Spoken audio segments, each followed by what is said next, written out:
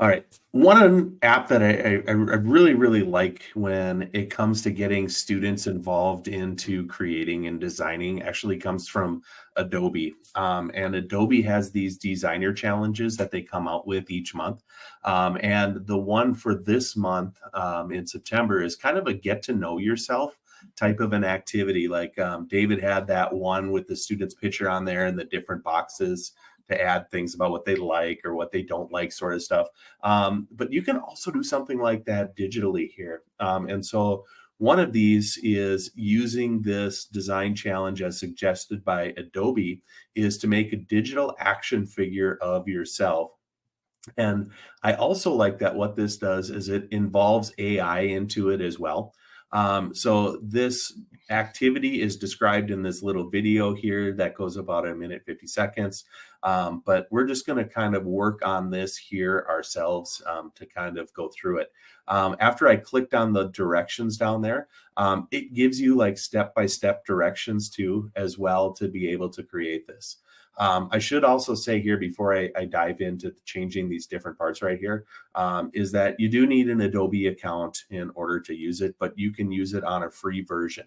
Also with Adobe and the way that they integrate their AI is that you get like AI credits that you get to use X number of credits a month. And then at the end of the month, they can kind of regenerate. So if you do too many of them on your own account, you're probably going to run out of those different credits here. But it's really pretty simple. You know, it says click on the name down in this corner, which is totally an editable thing. So I can just go in and click where it says Dana, and I can put Jeremy in there instead. And if it doesn't fit in that box, I can just make that a little bit bigger. You'll notice that also there when I did that, if I don't like the colors, I can totally change the colors out. I can change the font part of it. Like if I think this is kind of a cooler way to do it, change the size of it if I need to in order to get it to fit. I might have to scroll a long time. I can also just type in a number and see that it fits in there a little bit better, maybe too small. Anyway, you get the idea here that you can change the name in there. So each student would have their own, right? Then you're going to go to the AI part of it, which is, I think, kind of the cool part. So when you click on this image of their placeholder that they have in there, right? Okay, now that I've changed the name on there, the next part is to change the image that's on there. So step 2 here says to click the image to open the image panel. And so there I am, and I'm going to click on this generate image button that's right here.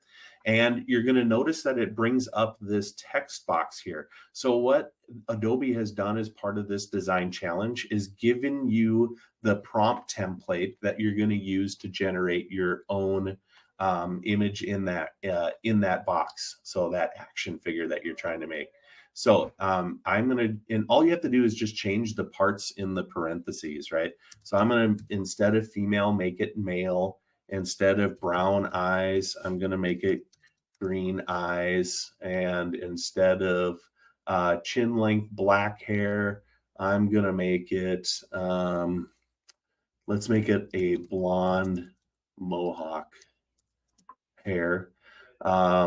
Again, the doll has brown eyes. I'm going to make green, a green shirt and blue jeans. I'm wearing a, how about I add like gray striped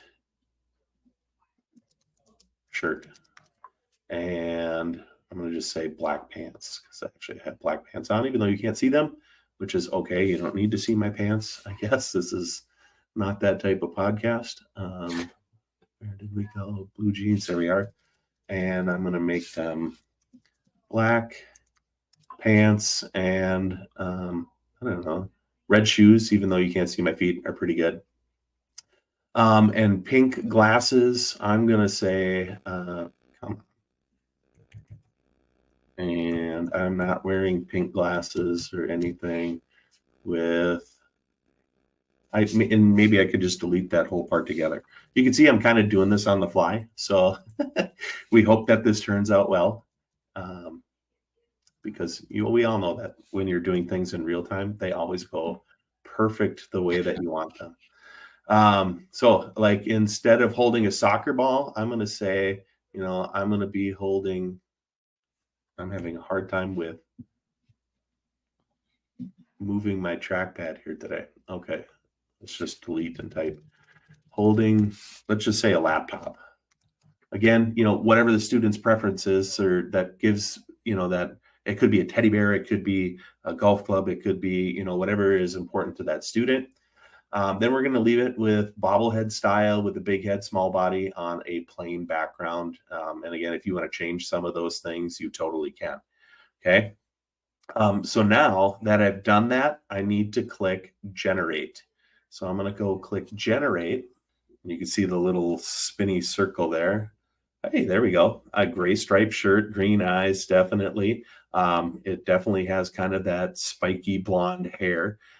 This guy is, obviously quite the studious person there. You can tell just by looking at him. So then you go through and you could change the rest of the text that's in that image, right?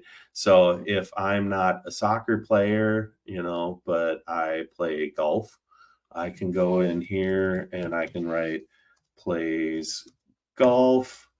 You can say loves pizza and plans to set a high score in Ms. Pac-Man. Okay. Again, whatever the student wants to share about themselves that will help you get to know them better, I think is kind of the focus here. And then there's one more text box that's down here on the bottom, and you can write whatever you want about Jeremy, his focus, caring, and favorite subject, etc. And so then when you're done, you go down and you click next, and you can then download the design that you have in your format of choice, and you could post it, either a printed copy of it, or you could post it digitally in a space where your other students can access. So I think kind of a cool, creative way to share information and to get to know people a little bit better. So that's kind of cool. And I think, of course, like David had said earlier too, this should be something that the teacher really does first, right? Like, the students are also trying to get to know you at the same time you're trying to get to know them. So going out on a limb and sharing a little bit about yourself and that definitely is going to be helpful. Now, if you didn't like the image here too, I should have pointed out, you can also go in and you can regenerate and change what you had here to get it to more accurately reflect what you want, which is a kind of a key thing about AI in general. If you're not getting what you want from the prompt that you put in, change your prompt, right? And just keep tweaking it until you get that way.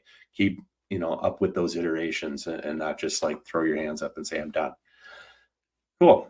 Now, I also realize that not everyone wants to explore a brand new product. Like for some of you, Adobe might be, even though there's lots of great stuff about Adobe that you should definitely be trying out and allowing your kids to.